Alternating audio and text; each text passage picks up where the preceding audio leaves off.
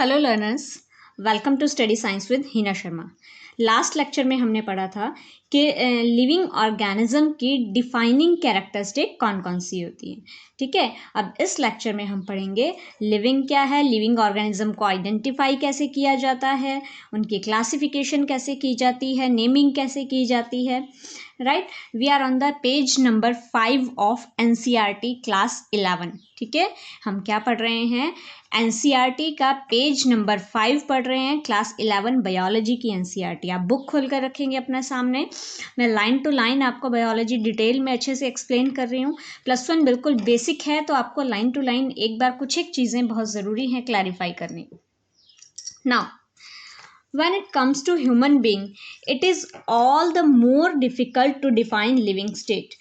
जब हम living organism की बात करते हैं, जब हम उसमें ह्यूमन बींग्स की बात करते हैं, तो लिविंग स्टेट को डिफ़ाइन करना थोड़ा सा कॉम्प्लिकेटेड हो जाता है। लिविंग स्टेट को डिफ़ाइन करना ह्यूमन बीइंग के केस में कॉम्प्लिकेट क्यों होता है? क्योंकि ह्यूमन बींग्स काफ़ी एडवांस हो चुके हैं। हमारे पास एक ऐसा पॉइंट आ जाता है जब हम हॉस्पिटल में कोई ऑर्गेनिज्म है, कोई ह्यूमन है, वो बहुत ज़्यादा बीमार है, उनका ब्रेन डेड है, वो कॉमा में जा चुके हैं। ठीक है, ऐसी कंडीशन में जब ब्रेन डेड हो जाता है, वो कॉमा में चले गए हैं, उनके ऑर्गन्स बॉडी के ठीक हैं, लेकिन ब्रेन उन ऑर्गन्स को कंट्रोल नहीं कर पा रहा है, जिसके कारण वो ऑर्गन फर्दर काम करना बंद कर देते हैं और ऑर्गेनिज्म की डेथ हो जाती है। लेकिन साइंस इतनी एडवांस हो चुकी है कि हम क्या करते हैं, उन ऑर्गेनिजम्स को, उन पर्सन्स को, उन ह्यूमंस को वेंटिलेशन प्रोवाइड करते हैं, वेंटिलेटर पर डाल देते हैं हॉस्पिटल्स में। वेंटिलेटर पर डालने से जो कॉमा में जो पेशेंट हैं, उनका क्या होता है कि वो लिविंग रह जाते हैं, मतलब ब्रेन कंट्रोल नहीं कर रहा है, हार्ट को, लंग्स को, सारे ऑर्गन्स को आपका वेंटिलेटर कंट्रोल करने लग जाता है। ठीक है, तो लिविंग ऑर्गन वो जिंदा रहते हैं, ब्रेन डेड है लेकिन स्टिल वो जिंदा हैं।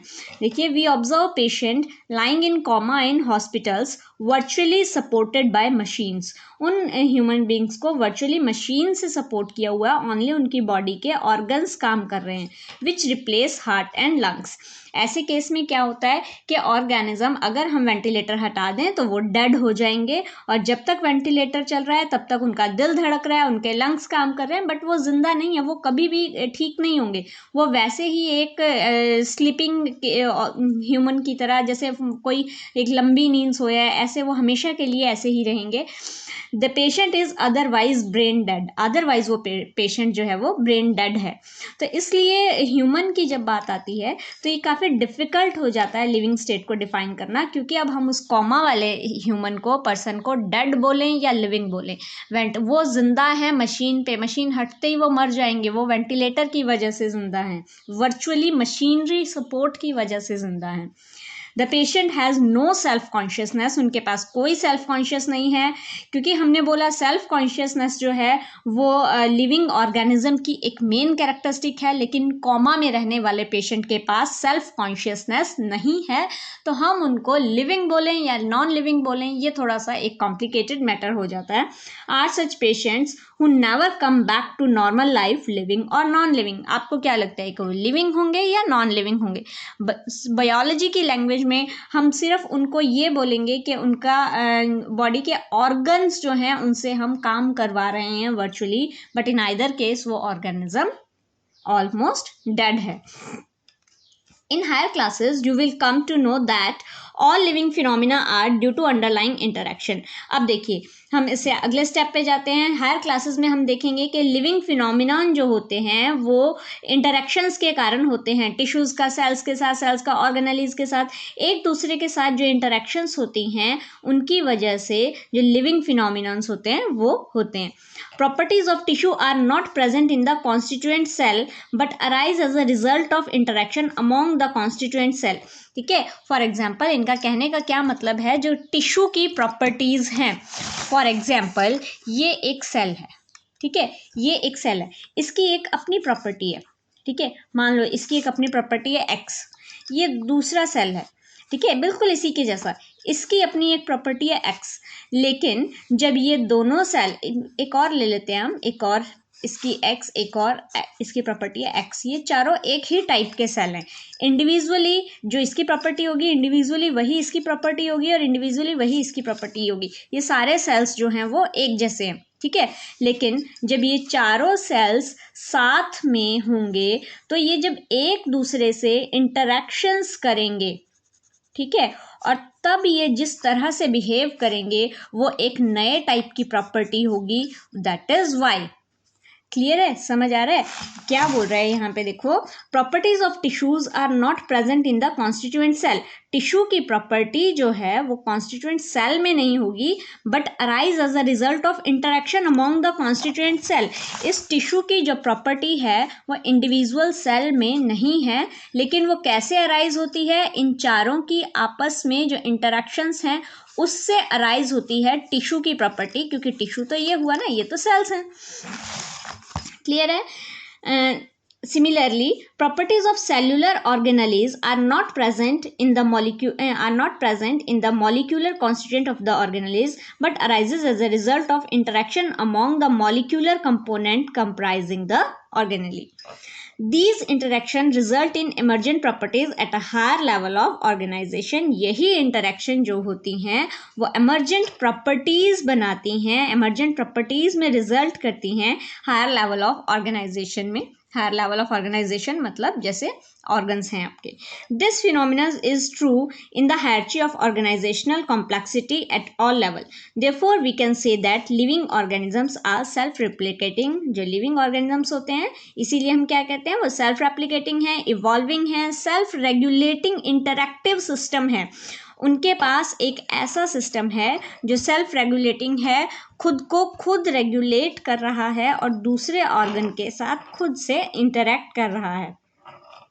Capable of responding to external stimuli, और वो सिस्टम एक्सटर्नल स्टिमुलाई को कैपेबल होता है रिस्पॉन्ड करने के लिए। Now what is biology? Biology is the story of life on earth. Biology क्या होती है? बायोलॉजी लाइफ की स्टोरी है। हम जनरल लैंग्वेज में बोल देते हैं what is biology. Biology is the story of life on earth. Life earth पे कैसे आई, इवोल्यूशन से लेके स्टार्ट हो जाता है, फिर वो आगे आगे फाइलम्स कैसे आई, सब कैसी होती हैं, वो लंबी स्टोरी क्या है, वो बायोलॉजी है। Biology is the story of evolution of living organism on earth.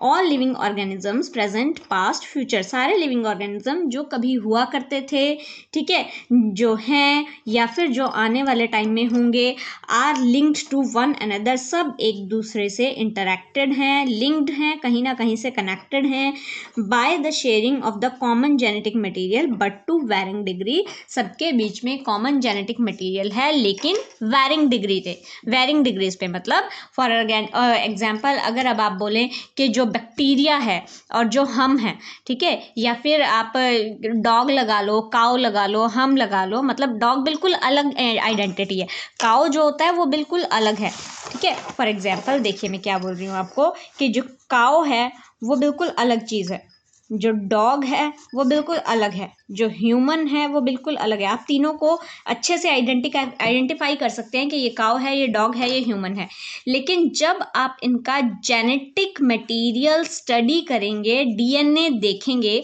तब आपको पता चलेगा डिटेल्ड में जब हम इनकी स्टडी करेंगे कि सबके पास डीएनए ही है, डीएनए में सेम टाइप के बेस पेयर्स हैं तीनों के पास, सिर्फ उस बेस पेयर की सीक्वेंस में डिफरेंस है।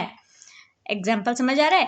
काऊ के डीएनए के बेस पेयर की जो सीक्वेंस होगी वो सीक्वेंस डॉग की नहीं होगी और वो सीक्वेंस ह्यूमन की भी नहीं होगी। इनकी अलग सीक्वेंस होगी, इनकी अलग सीक्वेंस होगी, इनकी अलग सीक्वेंस होगी, लेकिन डीएनए के बेस पेयर वही हैं और उस सीक्वेंस में भी कुछ हद तक सीक्वेंस सेम होगी।